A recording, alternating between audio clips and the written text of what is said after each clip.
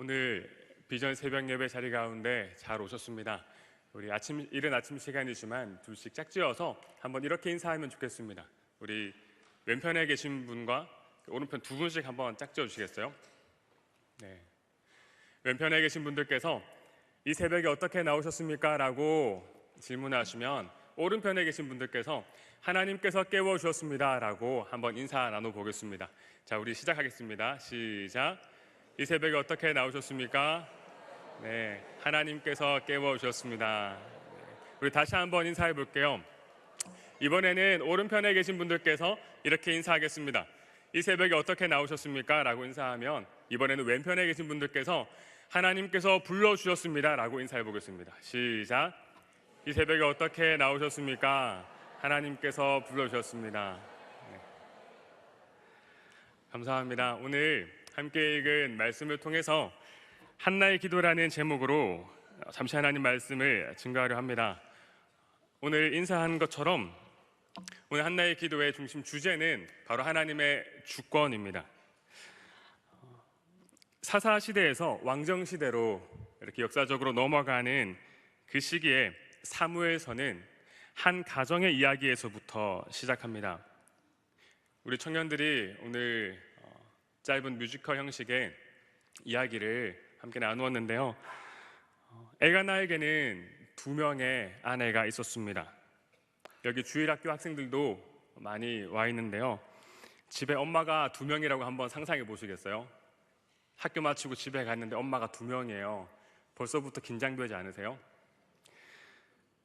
집에 엄마가 2명이 있다는 사실만으로도 긴장이 되는 상황인데요. 엘가나는 그 2명의 아내를 똑같이 사랑한 것이 아니라 브닌나보다 한나를 더 사랑했다라고 성경은 묘사하고 있습니다. 그런데 브닌나에게는 자녀가 있었고요. 한나에게는 자녀가 없었습니다. 아무리 엘가나가 한나를 더 사랑한다고 해도 결국 한나에게는 자녀가 없었기 때문에 엘가나의 모든 기업은 누구에게 갈까요? 브닌나의 자녀들에게로 이어질 것입니다. 2019년 우리 교회 주제가 해산하는 수고를 아끼지 않는 교회가 되게 하소서입니다. 한 달에 한 번씩 있는 이 빚의 주제도 해산하는 수고입니다.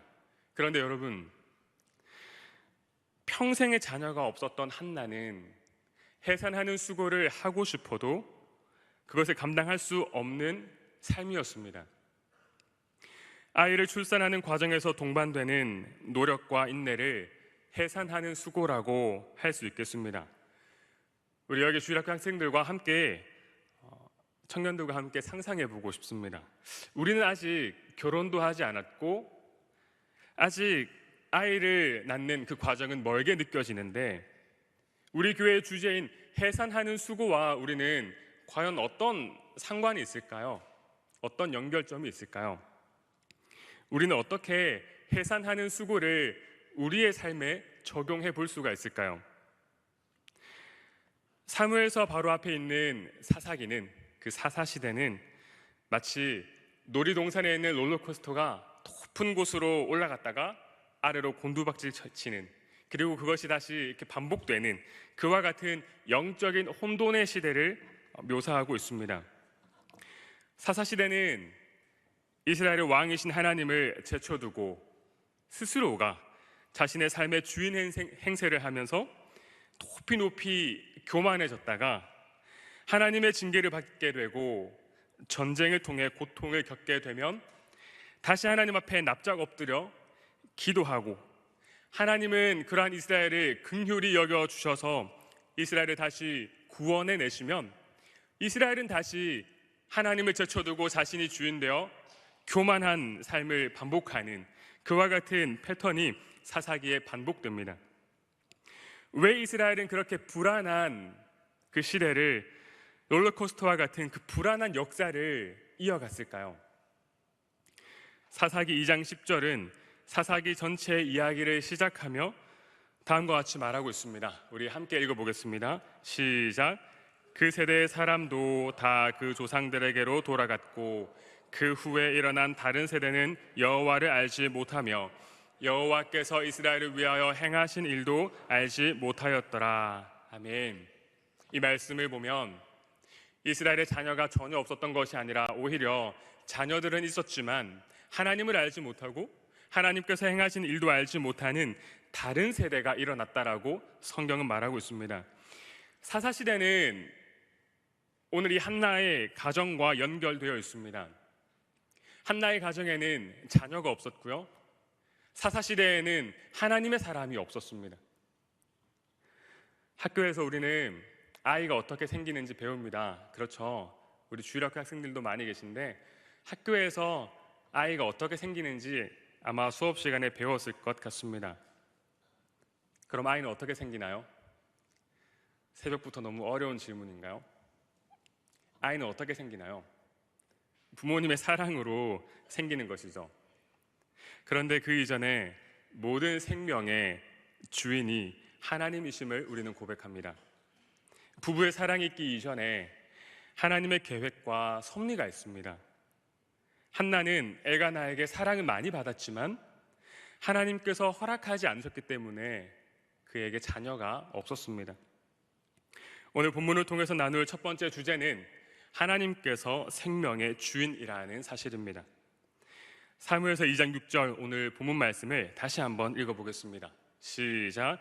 여호와는 죽이기도 하시고 살리기도 하시며 스올에 내리기도 하시고 거기에서 올리기도 하시는도다. 아멘. 한나는 자녀가 없었기 때문에 그 남편인 엘가나와 더 깊은 사랑을 노력했던 것이 아니라 그녀는 자녀가 없었기 때문에 오히려 하나님의 전에 나와서 엘리 제사장이 술에 취한 여자로 오해할 만큼 애통하며 간절하게 기도하였습니다. 왜 기도하였을까요? 우리는 필요한 것이 있을 때, 내 힘으로 안 되는 것이 있을 때 기도하는 경향이 있습니다. 그러나 우리가 모든 일에 기도하는 첫 번째 이유는 하나님께서 그 모든 일의 주인 되심을 인정하기 때문에 우리는 사소해 보이는 그 모든 일들에까지도 기도합니다. 학교에서 공부를 하는 과정도, 새로운 친구를 사귀는 것도, 새로운 선생님을 만나는 것도, 전공을 선택하고 직장을 구하고 배우자를 구하는 그 모든 과정도 하나님의 주권을 인정하며 하나님의 계획과 하나님의 섭리를 기대하며 우리는 기도합니다. 기도하지 않는 사람들에게는 모든 일이 우연히 일어나는 것처럼 보이지만, 그리고 모든 일이 원인이 없는 것처럼 보이지만, 그래서 하나님께서 지으신 하늘과 땅, 별들과 나무들을 가리켜 자연이라고 부르고 우연히 생겨났다고 생각하지만, 기도하는 사람들에게 모든 일에는 우연이 없습니다. 하늘의 계획과 섭리가 있음을 알고 그것이 실현된 하나님께서 지으신 이 피조 세계를 보며 하나님의 주권을 인정하고 하나님의 섭리를 찬양합니다. 자녀는 가정에 주신 하나님의 선물이지 자연스럽게 생겨난 아이가 아닙니다. 하나님을 알지 못하는 다른 세대가 일어난 이스라엘이 자연스럽게 하나님께로 돌아오고 하나님의 영광을 드러내는 나라가 되는 것은 아닙니다. 생명의 주권을 인정함으로 하나님께 간절히 기도하였던 그 한나의 가정에 하나님께서 하나님의 사람 사무엘을 주심으로 다시금 하나님의 영광을 드러내는 하나님 나라의 백성으로서 회복되고 이어지게 하셨습니다. 지난주에 우리는 라이프 투게더를 준비하며 태신자들을 작정하고 명단을 제출하였습니다.